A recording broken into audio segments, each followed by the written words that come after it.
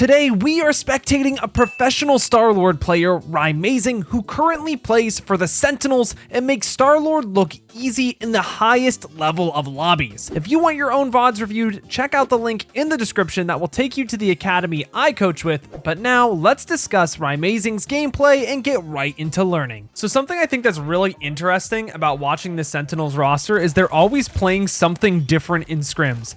They're running a triple tank composition against a team that's pretty good. I mean, they got Baby Bay on there. It's not like these people are bad at the game by any means, but they're solo DPSing with Rymazing on Star-Lord, which is something that I feel like I would have never seen before in my life.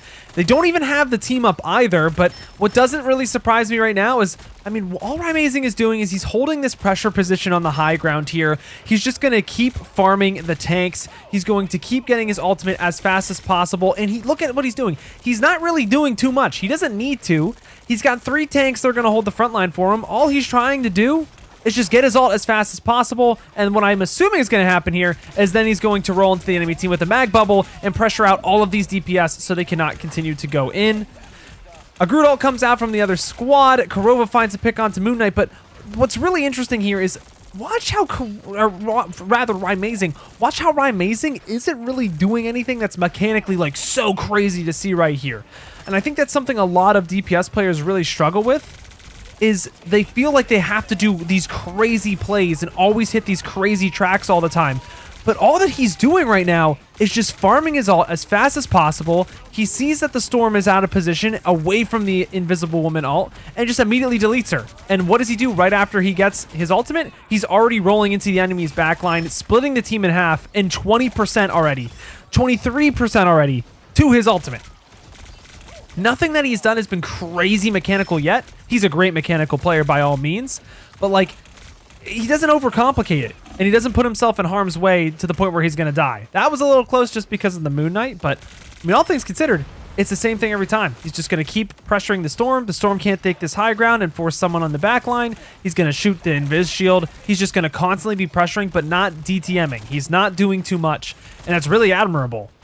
Now, the fight's looking a little south now because that Moon Knight did force him out pretty early, but it seems like Super Gomez, I mean, just hitting a crazy ultimate onto the Moon Knight there, which is going to allow the Star-Lord to get even more aggressive. But again, he's just forcing them back. Baby Bay can't really do anything on Storm here because Rymazing is just sitting on the high ground. He's doing a great job of just pushing them all out, rolling in there when he knows his team has the resources to do it. It's going to force them to look at Rymazing so that Kaluj can actually go in and hit an ult there, which was that's pretty fat, all things considered. I mean, that was really well played, but a Groot ult into a Moon Knight ult is going to take him out here. We'll see if they actually win this fight. I'm very curious how SENS actually turns this, because I don't think you need Star-Lord in this comp to really win. It's nice, but then Moon Knight's also going to be able to find, yeah. So the thing with Star-Lord is that he doesn't really find any kills, but notice how the moment that Rymazing dies, it's going to allow Fraud on the Moon Knight to immediately just walk in and find Aramori in the backline and kill those clones so that she can't really do anything. I mean, that's really what Rymazing's goal is here, is to just keep the sustainability of this comp alive. He's going to try to go for a touch here while his Doctor Strange is looking for a portal back, but it just seems like he's not going to be able to live long enough. It is good that he did that, though, because it did force Baby Bay to use the Storm ultimate, which is super powerful, by the way, and something that a lot of people don't think about. I mean, forcing an ult out there is actually quite a big deal. Now Rymazing has his ultimate to only go into an Invis ult, so, like, it's a good trade here, and it looks like SEN might be able to just turn this around this next fight here. Immediately just going to start pressuring the Storm. Super simple stuff, like we said in the Unranked to GM. We're pressuring tanks to get our ult, maybe to find a pick, and then in the meantime, we're also going to try to find the Storm. Because the team is so split, that Invis ult, even if it goes down right away like it should have, he's still going to find a pick on somebody. It's impossible to hit everyone in that ult. And immediately, right after, he's just going to roll while his team is going in. 15% ult, 21% to his ult. This is simple stuff that, like, anyone can realistically do once they learn it.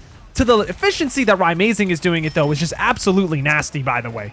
He wastes no time in just farming ult, knows that the meteor is going to come to him, so saves a barrel roll. I mean, that was pretty nasty, I gotta be honest. Rymazing might be the GOAT for that one. But now he's immediately, both the support ultimates are down. They found 2 picks. He's not wasting time. He's going to run in, and he's just gonna keep farming tanks, spinning on tanks, putting clips in tanks, I mean, this is just overall really efficient gameplay, and I think that is actually the most important thing on DPS. Obviously, with better aim, you'll be more efficient, but like, what I'm learning from this is that DPS, like, it's not even about just aim. It's about all of the things that you can think about to just make aiming easier for you, especially on StarLord, since your ultimate is literally an aimbot. So they went through one fight without his ult, by the way, and he already has it again. Great pressure onto that Moon Knight. He's going to just set up to where he can deny where the Moon Knight is most likely to get onto his team. I mean, that's amazing too, stacking with the team when they know that the Storm ult is coming, because they have Aramori's copy for that ultimate to copy the invisible ult. Very well done. And now, I'm assuming that once this Moon Knight gets back, he's probably going to be looking for an ultimate here soon. There's the ultimate coming out. He's going to try to find stragglers. Because he got forced out a little earlier there by Baby Bay and by Fraud, he didn't get as great of an ultimate as he would have liked, which is why this fight probably went south for this team. But even then, he's just going to spin with the invis ult. They invis ult second. I mean, I think that Fraud should really just be on StarLord here to at least pressure. I don't know if the Moon Knight's really good into what they have. I mean, they do have 3 tanks, but because Rymazing can just stop the Moon Knight from farming the tanks, I think that's why this comp is really working. I think if Fraud goes StarLord, though, then they don't really have enough damage to pressure out the triple tank composition. So maybe this triple tank composition is actually like something people need to start thinking about with the bans that we had on Bucky and things like that. Dodges the Groot ult, but I mean, I think the reason why the other team is running the Moon Knight is simply because of the Groot combo. But as we can see here, this triple tank composition that Sentinels is running is just so much better in the neutral that if you're winning 6 fights for every 1, I don't know if that comp is really that good. I mean, Rymazing's role here is just so essential, which it doesn't make sense at first glance. You're like, do you think they have enough damage? They only have a StarLord in this weird like brawl composition, but I mean, Sentinels is showing us that they definitely have what they need. Unfortunate there that Aramori was a little late on the runes, but I actually don't even think if the runes hit there that they're going to be able to live. Like, someone is probably going down because the runes die, like, immediately. Are they going to be able to turn this? I don't think they're going to be able to, but they have the ults where they might. But no, it looks like the portal just again was just a little bit too late, and they're going to have to hold for 3rd point, but that's not really that big of a deal. In these competitive games, at least from my experience, wow, they're actually going to win this fight anyways without really any ults, just one from Aramori. In these types of games, every single fight counts, but getting the 3rd point is a lot more common just because of how much more synergy your teammates have with each other. So this, I mean, Sentinels, they're showing why they are Sentinels. And I haven't really gotten to watch a VOD of them play yet, but like, I'm already convinced. This is my first VOD of actually getting to watch them. I am convinced that like these players, like, they're pretty good. This team and 100 Thieves, I think those 2 teams might be the best 2 teams in the game right now. Another great ult from Kaluj. I mean, he's been just hitting every single one of those. Notice how he's pressuring the enemy team after that strange ult. And now there's nothing to stop him other than the Loki ult if he can find it with this next ultimate coming up. So let's see how Rymazing goes about this next fight. I mean, all in all, this is really good stuff. He's ulting almost every single fight. He's getting his ult incredibly quickly as well. He's not doing too much. He's pressuring that Moon Knight away from the tanks on his team. Aramori goes down, which is really unfortunate. They're going to have to wait another few seconds. But this next fight, I'm predicting is going to go in the favor of Sentinels when they have 2 ults. They have Super Gomez to possibly Meteor Velocity once he copies that Loki clone, so it's not as safe as we might think, but it will come down to how this team plays the neutral first. Ankh coming out from Fraud is going to get forced out by Rymazing. He's going to use the ult right away. He sees that there's stragglers. Meteor M coming out just in time to stop him from most of this spray from his ultimate, and somehow he does find that Invisible Woman. I kind of want to look back there a little bit. How did that Invisible Woman get seen out of Invis? If Rymazing just sprayed a bunch of bullets and somehow found her, that would be insane, no? Yeah, because he sees her there. She goes invisible. Wait, this guy might just be the GOAT. Wait, this guy might be the GOAT. What the heck? Wait, no, that is insane. That is insane. He sees that she goes for a jump, so he immediately knows to spray up where the jump is finds the pick on her so she can't heal the rest of her team. And now the fight is just looking so winning for Sentinels. Okay.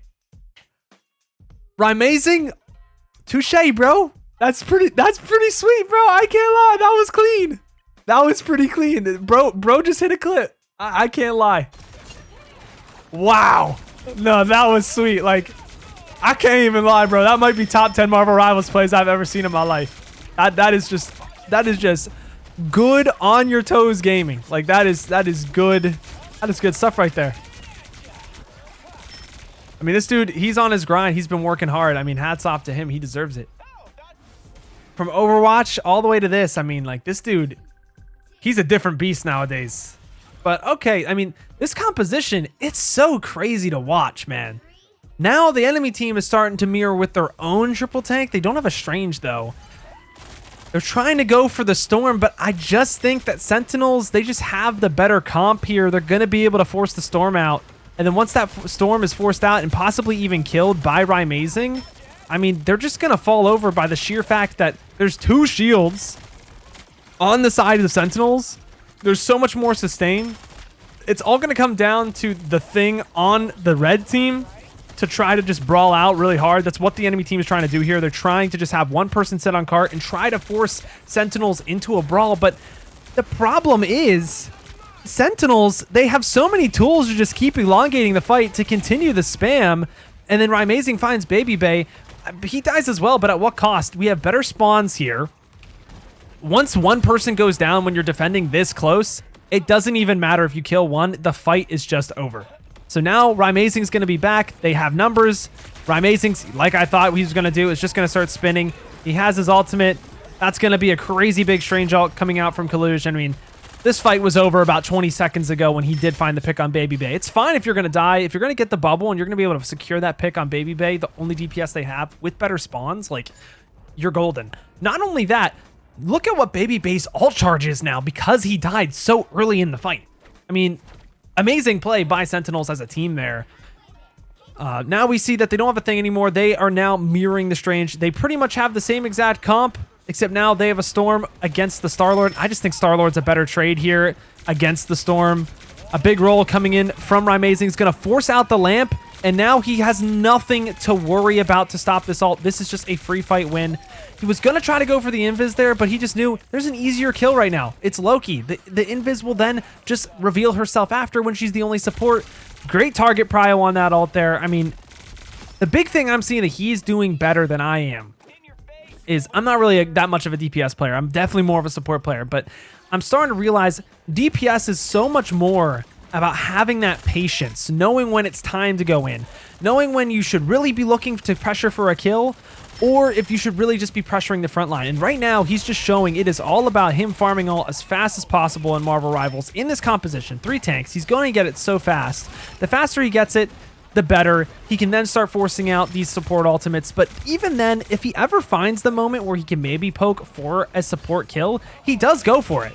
He's just not simply only looking for that. He's showing that DPS is such a deep role, and it's so much more than just, oh, I'm killing supports. I mean, right now, when there's 3 tanks and there's not a whole lot for him to look at because the Storm is nowhere to be found, he does kind of just default to that.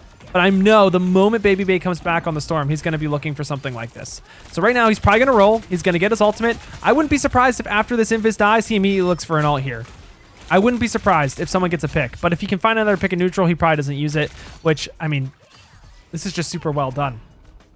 It's kind of crazy that this comp even works. That's why I picked this VOD. I was like, triple tank, but I'm looking at it now. I mean, Kaluge is pretty much a DPS on Strange. Hogs is pretty much a DPS on Groot. And Super Gomez just enables Rymazing so much with the bubbles that, like, triple tank might just be it. This was really, really dangerous without... I guess Kurova didn't want to use the ult. He wanted to try to squeeze it there. If I'm Rymazing, I still probably stay away from point, but maybe that's troll. Maybe he just thinks, oh, I got to stay on point so I'm not split from my support ult. In the same vein, I think that's fine too. I don't know whose mistake that was. To be honest, that's a very high-level mistake because I think both players are right in their own regard. Kurova just made a slight timing mistake. They still ended up winning the fight, so who cares? And now Baby Bay is on the Starlord.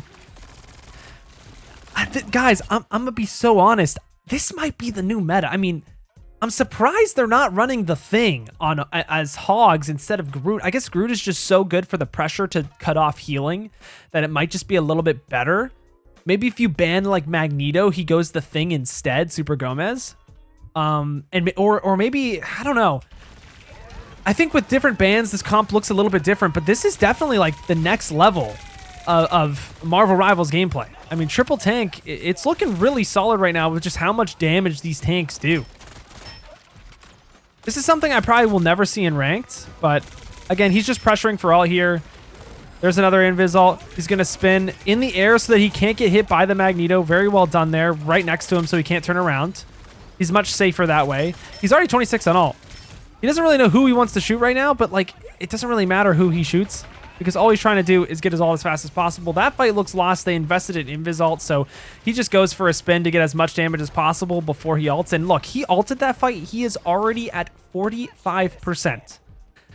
Now, I know what you're thinking. Well, he's playing against tanks. He's going to get his ult so much faster. This is true.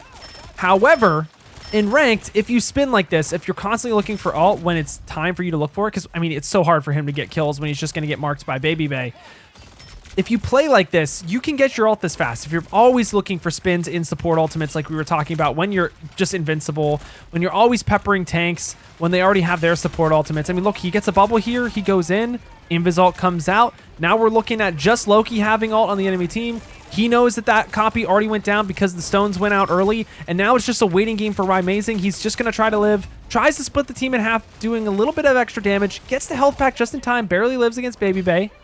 I know the ult is coming soon from Rymazing after this invis ult goes down. There is a world where he does turn this. He goes for it. I think it was a really good play, but then Hogs died like the moment he did it, which was a little bit unfortunate. I probably would have held on to it if Hogs dies there. But I like the fact that he went for it. He tried to turn it, even though Aramori died there with copy. It was just unfortunate how it went down. I think if Hogs is full health and like you have that opportunity, you take it every single time. Now I'm looking at it. Red team has Groot ult. Blue team has both tank ults. It's looking pretty darn good because Kurova's also going to get his invis ult online soon for that Groot ult. So it's looking pretty good here. They're probably just looking to poke a little bit, get Kurova ult. Kurova's so close. They know that the Groot ult is coming out very, very soon. Kurova now has ult. And Rymazing is going to split the team with that mag bubble. I mean, the mag bubble always is going to the Star-Lord so that he can spin and get more ultimate charge, more pressure on the enemy team. And it's so safe for him to do that now with the mag bubble as well, which is why they're running that Magneto instead of another DPS is what it seems like. Already forced out runes. Very well done. The invis ult goes down in 2 seconds. He's going to spin into the enemy team more than likely. He's looking for it right now. But see, he was... Actually, I want to go back a little bit. The reason why he didn't want to spin into this team is because he knows that Baby Bay probably has ult because he was farming it. They probably all tracked this. So instead of just going for the spin and forcing for ult charge, he instead tries to mark Baby Bay so that he doesn't get as crazy of an ult. It is unfortunate, though, because there's just an invis ult going down, so he probably should have spun first and then tried to pressure out. But seeing a moment like that, I mean, that's like hardcore min-maxing. Wow. I mean, this is mechanics right here. This guy, he just got absolutely farmed there. I mean, that was really well done by Rymazing, and this is something that you can learn so much from just watching these players play. He's going to go through the strange portal, immediately spin, and he's looking for an ult immediately after this. He knows that this guy doesn't have ult. After the mag ult goes down, it's time for him to ult here whenever they touch point, and here it comes. 1. That's 2 with the help of his team, and then that's going to be 3 and 4. Wow. I mean, does it get much better than that? I think he's put on a clinic for what it means to be a very good Star-Lord player. And I'm just baffled by the reality that this comp works.